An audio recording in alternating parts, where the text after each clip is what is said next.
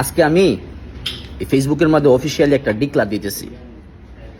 আমাদের বাংলাদেশের এই কোচকে যদি আপনারা পরিবর্তন না করেন, এক তো ফুটবল ধ্বংস হইতেছে, এক তো মানুষের আবেগ ধ্বংস হচ্ছে, আরেক হলো গিয়ে আপনারা আমাদের যেই ফরেন প্লেয়ারগুলো আনতেছেন, যে হামজা, এই যে হামজা বলেন, সমিত বলেন, এই কানাডার থেকে বা লন্ডন থেকে একটা ফ্লাইট নিয়ে আইসা, ফ্যামিলি নিয়ে আইসা একটা গেম পার্টিসিপেট করা, কি পরিমাণ টাকা আর কি পরিমাণ দেশপ্রেম থাকলে এটা করতে পারে তারা।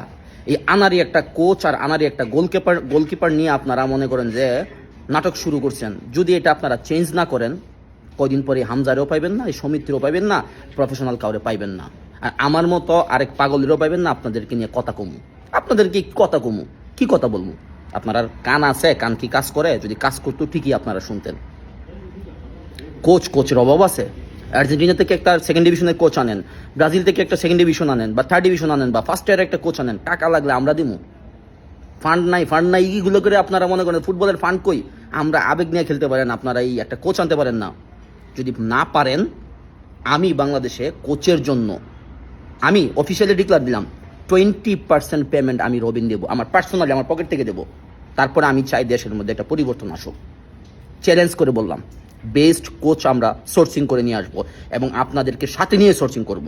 সেটা আর্জেন্টিনা হোক, ব্রাজিল হোক বা XYZ হোক, 5টা-10টা কোচ বাইছে আমরা একটা ভালো কোচ আনবো। একাডেমিক একটা কোচ দিয়ে আর কতদিন কিছু বলি না ভাই। কারণ কি জানেন, বললেই তো বলবেন রবিন বেয়াদব হয়। কি জানেন, বাংলাদেশে মাঝে মধ্যে একটু বেয়াদব হওয়া লাগে, বুঝছেন? আপনারা বাংলাদেশের কোচটাকে চেঞ্জ করেন ইমিডিয়েটলি। আমি আজকে অফিসিয়ালি তার বিরুদ্ধে কথা বলতেছি, নাহলে আমাদের ফুটবলও ধ্বংস হবে। এই ফরেন প্লেয়ারগুলো যে আসতেছে, তাদের আবেগ, ভালোবাসা, দেশপ্রেম আর কয়দিন পর পাবেন না। হামজা আজকা যা করছে, যা দেখাইছে, এই ভালোবাসা হামজা বেশি দিন থাকবো না, পারবে না সে দিতে। কার জন্য দিবে?